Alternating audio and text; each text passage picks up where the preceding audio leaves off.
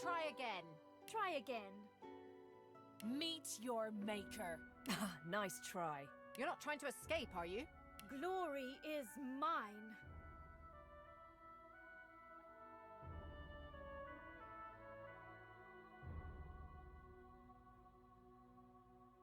Better luck next time. You're not trying to escape, are you?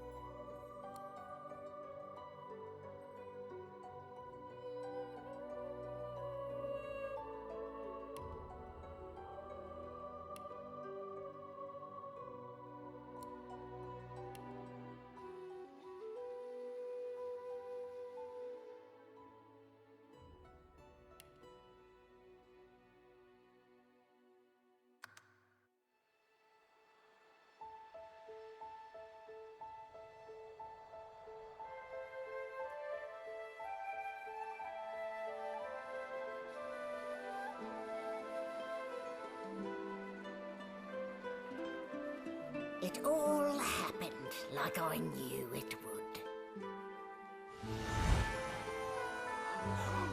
single drop of source magic. And, like flies to honey, the monsters swarmed. The rebel panicked. The carnage began. And the Magisters pointed their fingers at me. Just as I'd planned.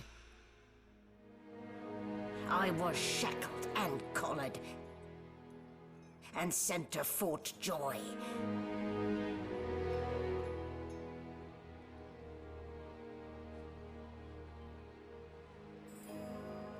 I'd come here to kill Godwoken. But instead, I became part of their story.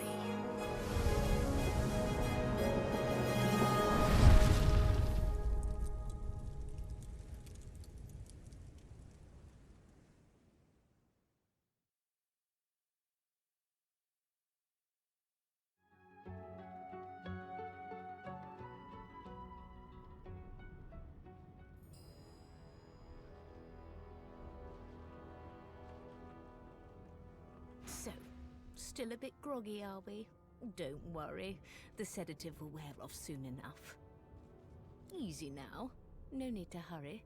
Get your bearings and report to me upstairs.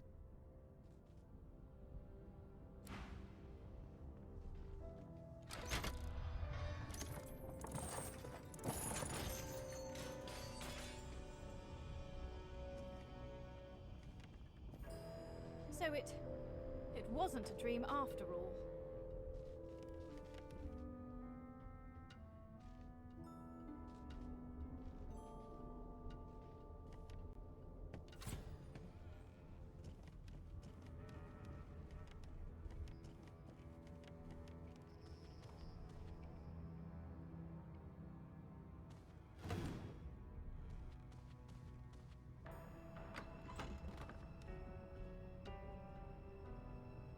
An animal sty?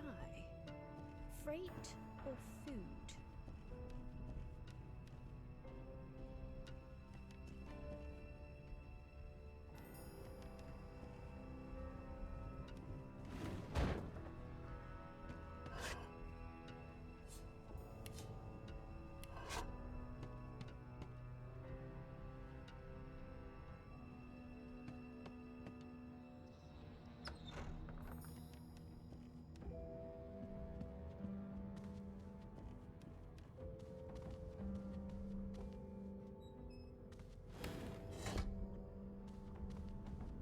That click. This floor plate triggered something.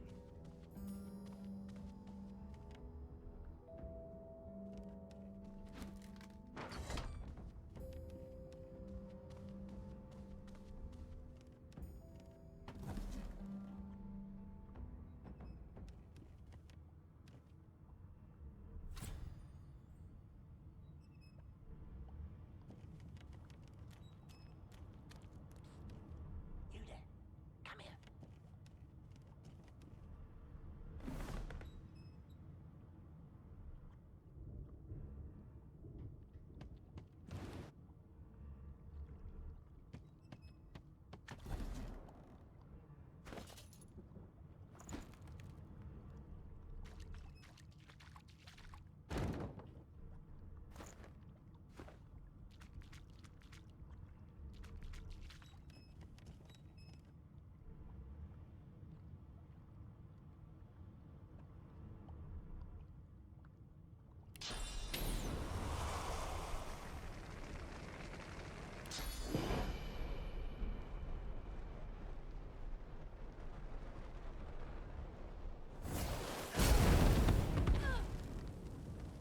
But I'm not one to let sleeping dogs lie.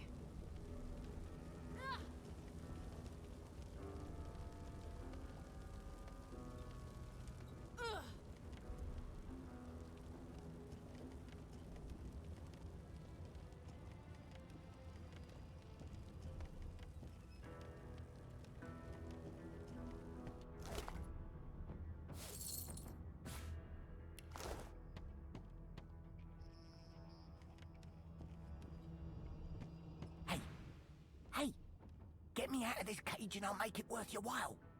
You in? Your guess is as good as mine. Someone screamed loud as a banshee. After that, pure pandemonium. They never even told me what I was accused of. Just dragged me down here.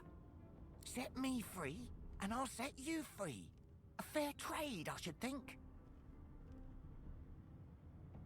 A gentlewoman among jesters, you are. Give that lever a pull, and I guarantee we'll both get something out of the deal.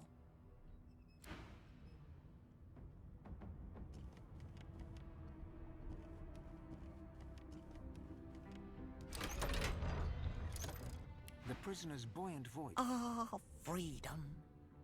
Tastes better than wine. I'm nothing if not a man of my word. And I did give my word I'd set you free, lass. Say your prayers while you've breath to speak them. The halls await.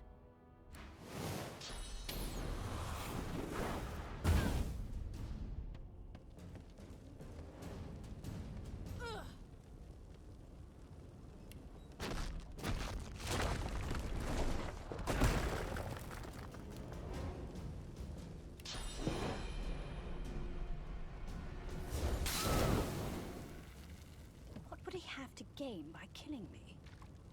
Strange forces are at work.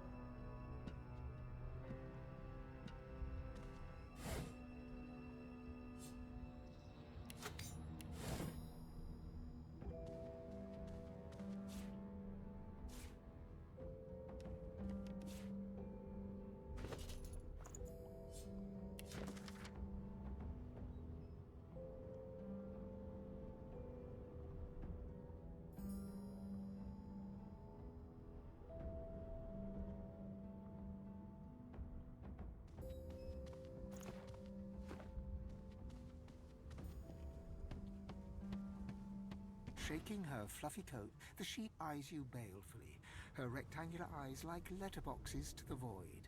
With one sharp hoof, she kicks you right in the shin. Bah! Bah!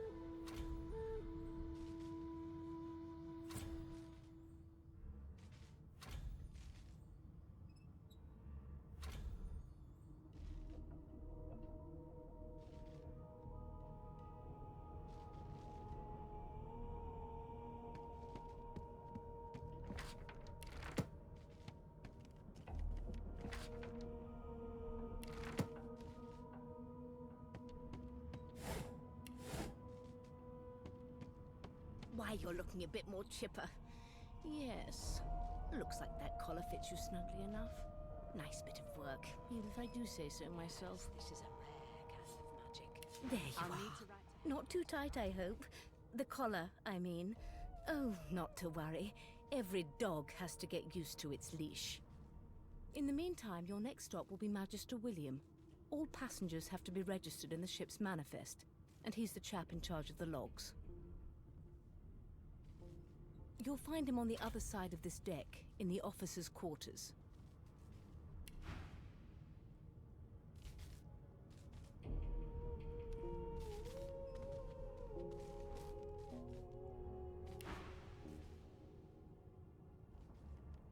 It seems as though there's a pattern in the blood flow.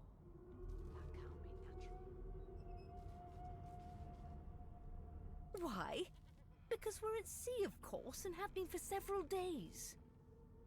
Index fingers pressed to her lips, she pauses a moment to give you a scrutinizing gander. My word, you do seem a bit befuddled, don't you? Perhaps I was a bit too generous with that sedative. Oh, well, I'm sure you'll soon gather your wits. Most likely. Eventually. In the meantime, all you need to know is that we're en route to Fort Joy. A new life awaits, and if you're a particularly good girl, perhaps a cure as well. An end to Source. For good. She frowns and peers at you closely, resting the back of one hand on your forehead and taking your pulse with the other. Delusions such as these are rare, but not unheard of. I recommend a cup of mulled wine and another night's sleep. Just take it easy.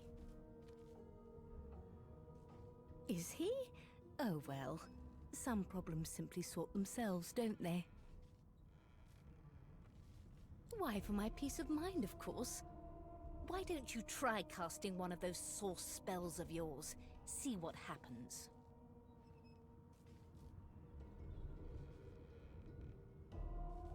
Currents of magic surge inside you, boiling, bursting, then breaking, only to fade back into your soul like rain into the earth. My, look at the concentration on your face. All will, but no result. There you have it. See? The collar's function. It neuters you of sorts. Makes you unable to cast Source. For your own peace of mind, of course. Yours and the whole world's.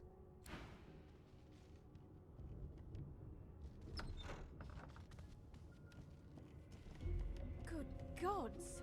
There's been a murder here. A young magister stands pale and silent. Her knuckles whiten around her weapon as you pass. Behind the magister, a bloodied mass lies in a heap. Gore and limbs lie at odd angles. You can't make out a face amid the mess.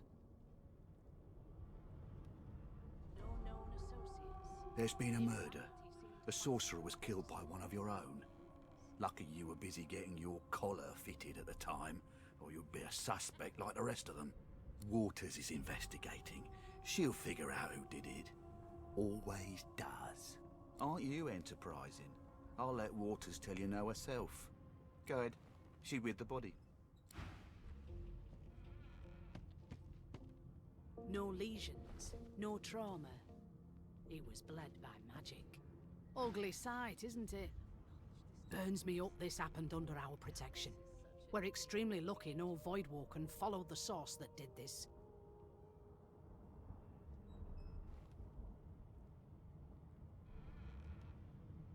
Finn didn't see it like that. He was desperate for us to help him. Two things scared the living daylights out of him. His own shadow and his own source. We'll find out who did this. Speaking of... She looks up at you with a mirthless smile. I was on duty in your room when the murder happened. You were asleep the whole time. Didn't even stir. You're one of the only indisputably innocent people on the ship. Unless you can commit murder in your sleep, of course.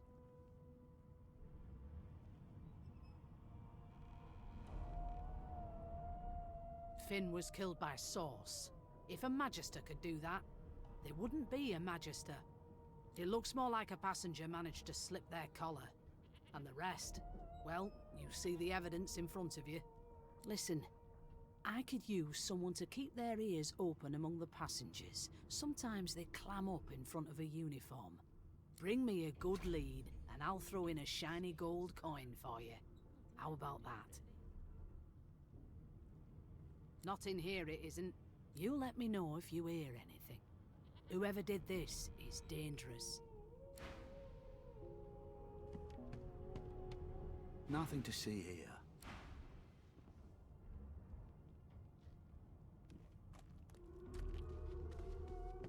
No marks, no indications of a struggle.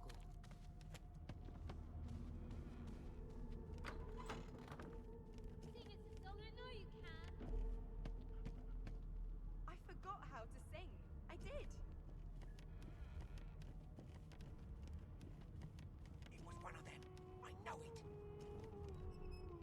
Would you put a knuckle in it? An elf sits tucked away in a dark spot, lazily rolling dice onto the surface of a barrel. They sound like the dry cackling of an old witch. Snake eyes. She chuckles. I bet that's just what they'll look like. She shakes her head. Game for one, I'm afraid. Rolling dice, deciding fates.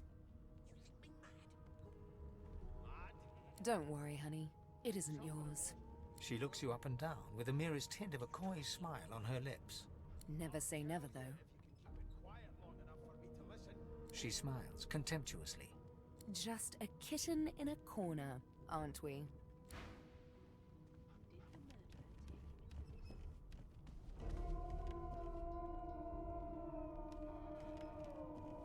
You are chill, aren't you?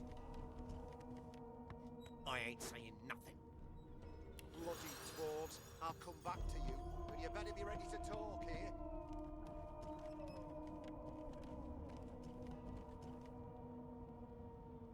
A scruffy man lounges against the wall with scarred arms folded. A sly smile playing on his face, he stares across at the Magister guarding him. Noticing you, he straightens and beckons for you to come closer. Watch your back, new fish. There's a murderer on board, and I'd bet 3 months' pay it's this trampy fan. Rolling his eyes at the Magister's warning, the man named Ifan beckons again. He leans in and adjusts your collar with a sharp tug, balancing its weight so it no longer presses unpleasantly on your neck. He winks. Pinches less that way, right? Hocking a phlegmy gobbet in your general direction, the sullen Magister settles back to his task of glowering at Ifan. And now, you. We used to know each other, more's the pity.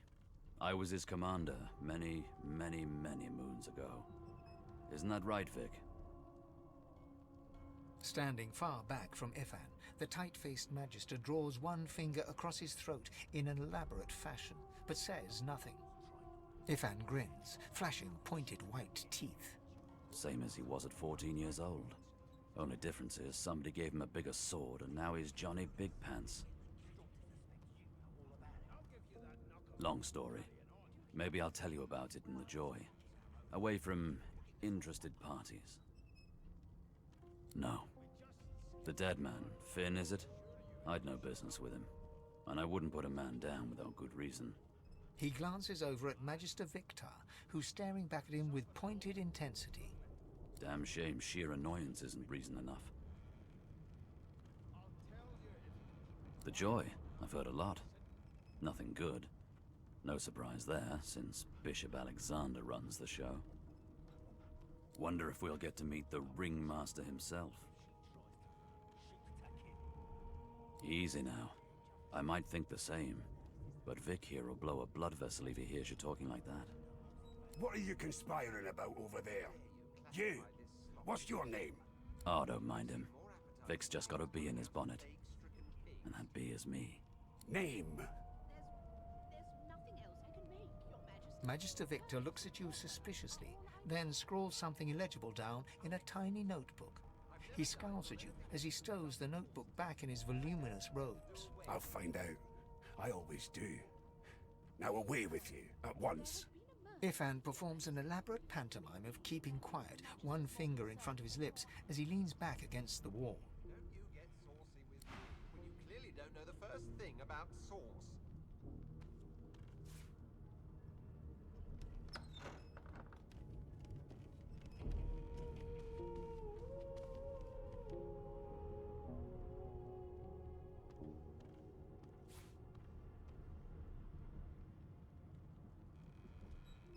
Never thought you'd end up a prison guard. And if she tries to run, shoot to kill. That right? You seem I on always edge, knew officer. you'd turn out rotten What on then, earth is Mist. the matter? Your kind Murder have must always come fail. closest to And our I strongly device. suspect you know all about it. At a campfire. Do you? Well, perhaps you're Got this absolutely wolf on right. a leash now. As soon as the Inquisitor gets here, we'll hang you right over the side of this ship with it.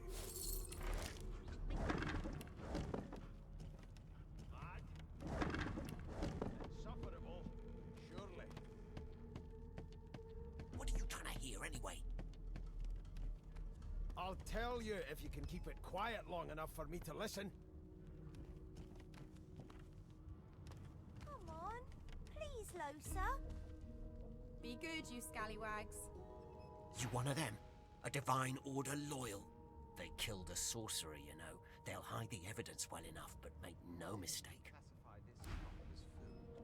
A broad dwarf sits totally upright on the bench, eyes closed, palms face up on his knees. His beard is a cascade of meticulous plaits, each one braided through with golden medallions. He raises an eyebrow as you approach, but doesn't open his eyes. Listen up, Ghetto. You hear that? He turns his head toward you, looking you up and down, and smiles before turning his attention to the ship once more. You look like a Ghetto to me. Listen if you're interested, or get gone if you aren't. The ship, of course. A wave of sound washes over you. The unintelligible chatter of your shipmates, the groaning of wood from floor to ceiling, the boom, crash and crackle of waves around you, complaints from the sea itself. And?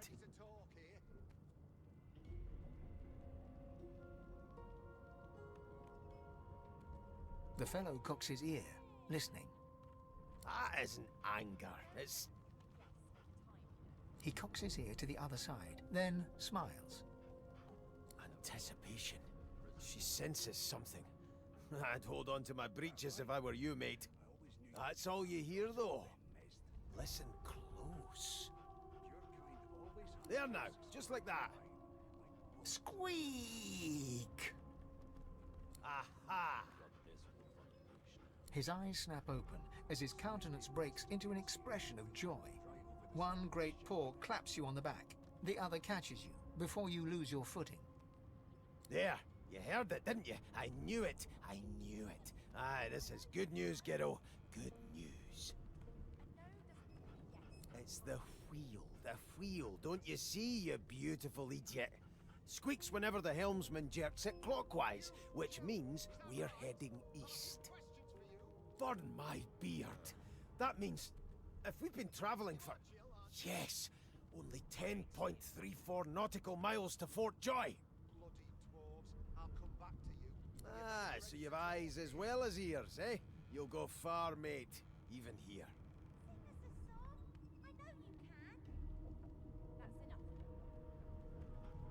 Captain, actually. And that figure tells me we're getting close to the Joy. Close to what lies beyond it, too. The dwarf leans back from the table and strokes his beard, gold medallions jingling merrily. His eyes roll over to you. That'll be all, thank ye kindly, Ghetto. He continues stroking his beard, a beatific smile on his lips, and doesn't acknowledge you anymore. We'll hang you right over the side of this ship with it.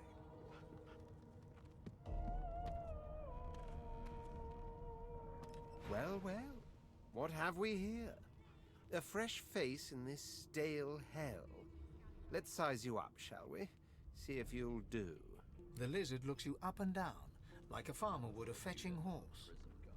All of a sudden, he grips you firmly by the chin, with the intent of inspecting your teeth. There's some discoloration, but I've seen worse. After all, one can't expect to find prime merchandise on a squalid little ship like this. Now then, to business. You will answer me 3 questions. The first one is this. Can you cook? Oh, goodness, no. And don't even mention the demon's testes that are turnips. On to the second question. Can you knit, weave? In short, tailor? Yes, I can tell from your vagabond chic, a bag is as good as a shirt kind of style. I shouldn't be getting my hopes up. On then to my final query. Have you the ability to administer the upkeep of one's personal appearance? The delicate art of cosmetics is what I'm after.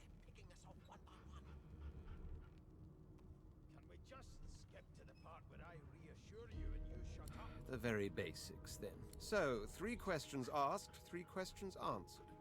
Let's evaluate, shall we? As per your own testimony, you can groom, but you have the taste buds of a dung beetle and the fashion sense of a monkey in a clown suit. That won't do at all, see? I'm sad to say I must deny you the opportunity to be my slave. Ever so sorry. I know, but you just don't have what it takes. A good slave's made of sterner stuff, I'm afraid.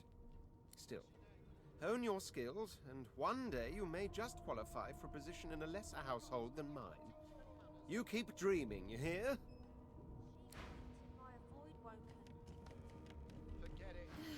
I spent my life singing for my slaves to bring me my supper. Finer fare than boiled roots and rotten tubers, too. Meanwhile, the Magisters feast on honeyed meat behind this very wall. The indignity. Never thought you'd end up a prison guard, Vic.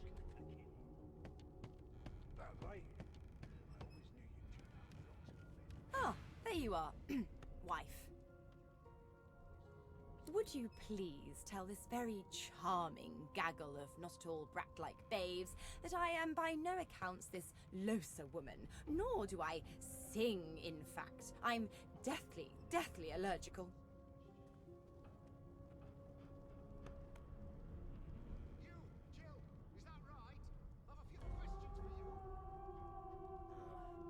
How very correct you are, spouse of mine. Madame Josephine Gribbles de Peeb refuses to be confused with anyone else. What? What's so funny? Her pinched face cracks into a great grin, and she shoos the children away from her with a laugh. Yeah, okay, you found me out. Go on and git, and maybe I'll sing you something when I'm good and ready. She turns to you, dark-eyed and dirty-haired, and smiles flatly. Gotta keep ourselves entertained, haven't we?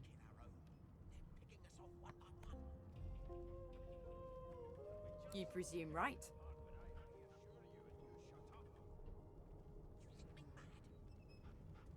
Thanks, but I already belong to an elite and exclusive ship gang. We play ball every day after lunch. You're too soft for it. You take care, though. Nope, trying not to find anything out either. Ignorance is bliss. The utterer, the better. Suddenly, her eyes cloud to an unnatural black. Greyish veins run down her face, and her mouth tightens into a cruel sneer. As quickly as they came, the clouds clear. She smiles as though no change came over her. Good luck, Chief.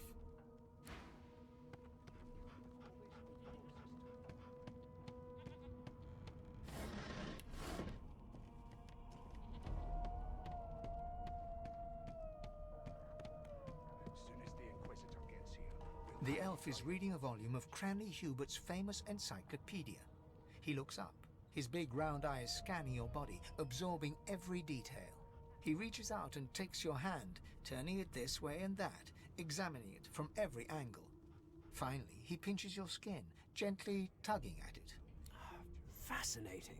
He sits back and returns to his book, flicking quickly from page to page, completely oblivious to your presence. It is simultaneously too detailed and insufficient. I know the beginning of this tale and the end, but I am rather missing the middle. Tell me, what do you know of our world's history?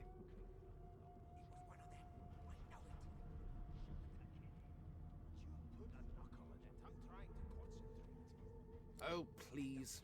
I have no interest in that. No. I want to know about... This text tells me that they created all creatures, but nothing of what came before. Where did these gods come from? Who are their people? Where are the others of their kind?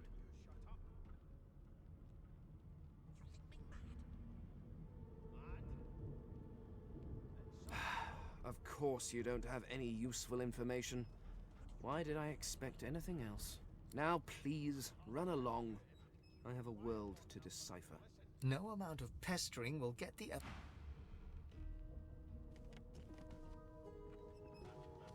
Here's the register, ma'am. Good, good. Magister Williams has just about done with the last passenger. You faring okay so far? Course I do. Seems Voidwoe can dog your heels like a shadow. That's no way to live, is it? You'll see. We're gonna help you. You head on in now. Williams will get you sorted fast. One of us will kill our own. They're picking us off one by one. We just skip to the part where I reassure you. Standing at the center of the room, you spot a sorcerer haughtily eyeing a pair of nervous-looking magisters. They keep their crossbow trained upon her as she's being interrogated by an officer. So you admit it then? You murdered that poor fella? Yes, I did. But of course, that was only the beginning. She turns her head and looks you straight in the eye. There are others whose lives must end. Good God, the woman's mad. You there, sorcerer, go and fetch Magister Siwan. We need to do more than collar this maniac. We need to shackle her, hands and feet. It means your journey draws to a close. Do stick around for its finale, though, because... She reaches for her collar and simply removes it. I'm just about to create a scene. Subdue her, men, quickly! If she casts source, the Voidwoken will come. They'll end us all. She smiles with wicked satisfaction. Precisely.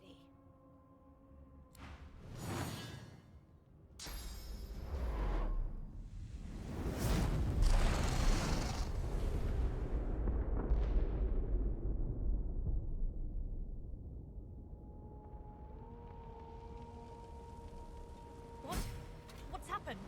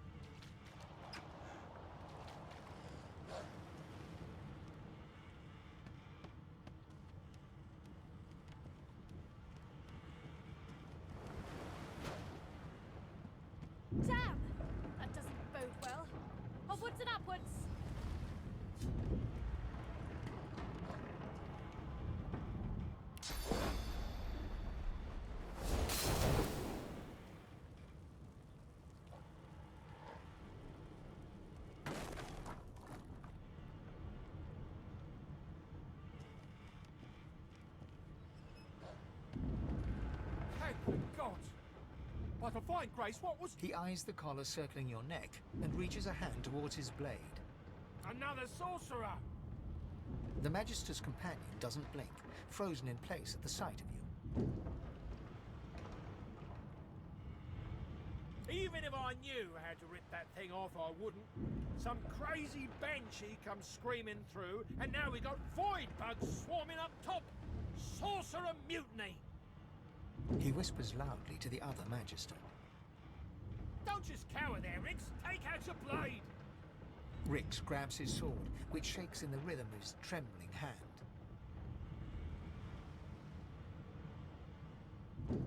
Then the mutiny ends here.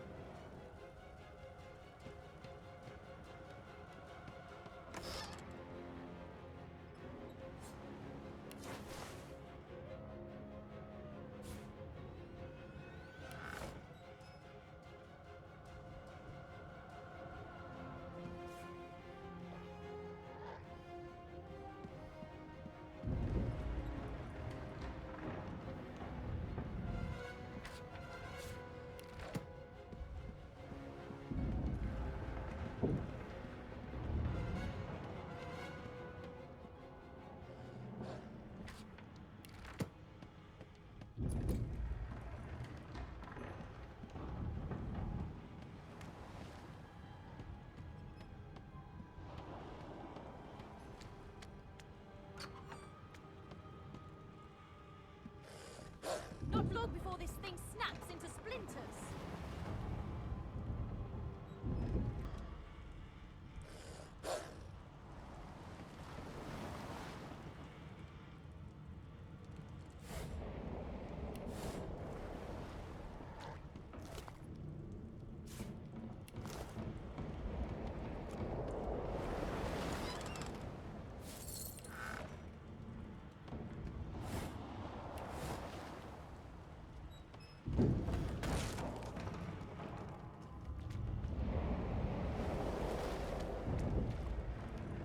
Through the door and are suddenly face to face with an undead.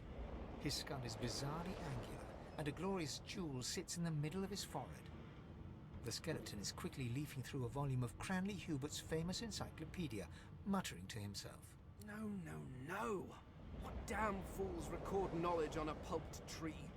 It catches fire, it turns into must when wet, it cannot even resist acid! No wonder they're so bloody ignorant. The skeleton looks up and notices you for the first time. Oh, it's you. Shouldn't you be running and screaming or some such?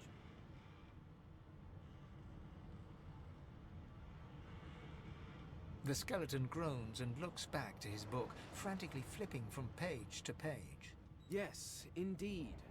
It's the look of someone that wants to read the bloody book he's holding. Now, if you're really quite finished, I believe you have lifeboats to flee to.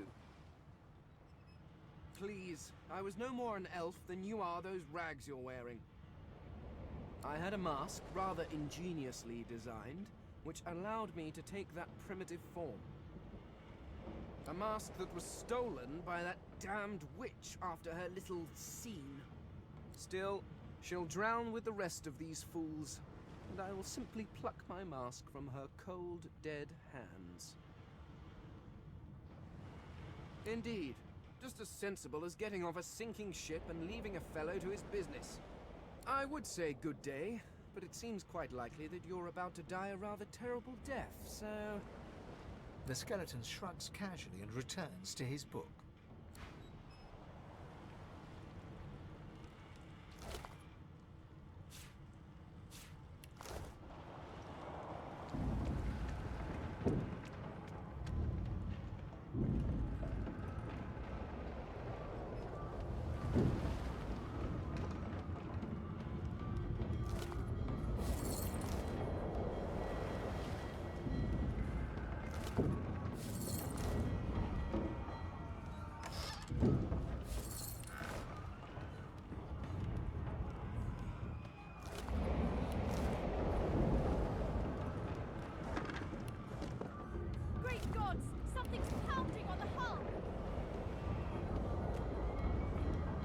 marking on the door was painted recently, judging from its pungent scent. You recognize the symbol immediately for what it is, a warning of death fog within. You press your palm against the door to open it. The wood feels neither cold nor warm, but simply grey. The color drains from your hand, and you are left numb. It doesn't budge. The door groans open, but an ashen shadow clouds your mind.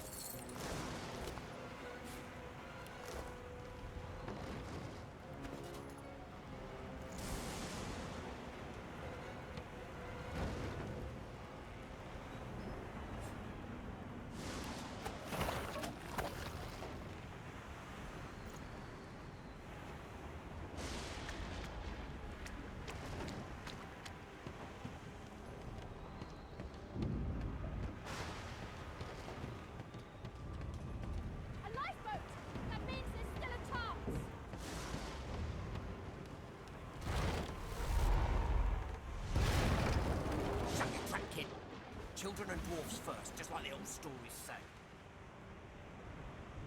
The dwarf yanks at one of the nearby ropes to no avail.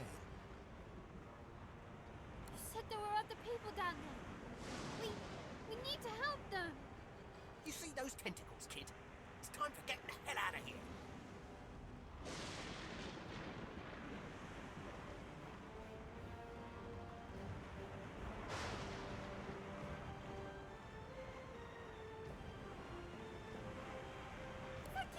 Thank you! There's a ladder right over there. You can go straight down. You're gonna be the death of us, you hear?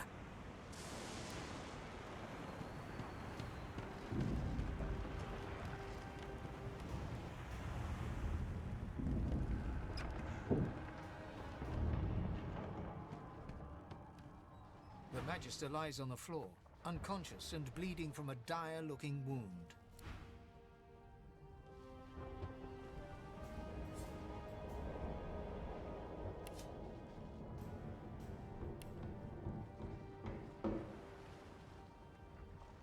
The Magister lies on the floor.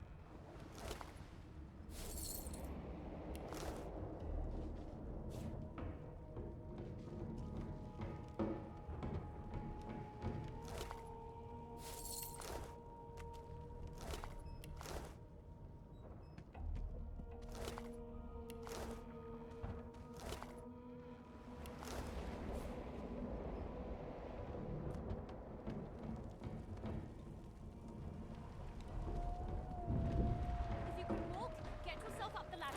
There's a... Wait! Void Woken!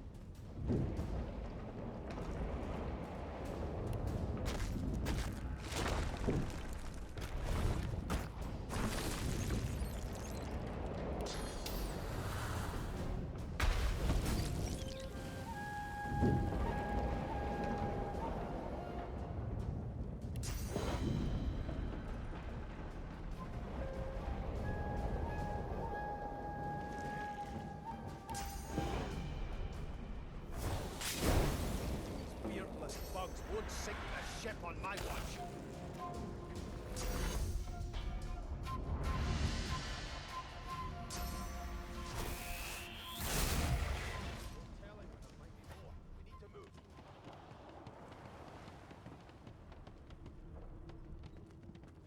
We make a pretty good team.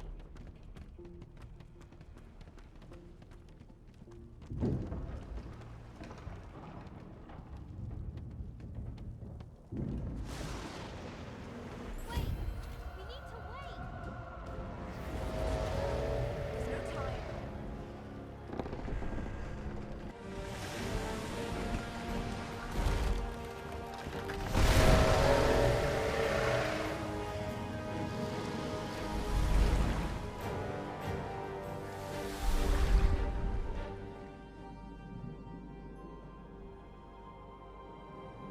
I have plans for you, child. Rise.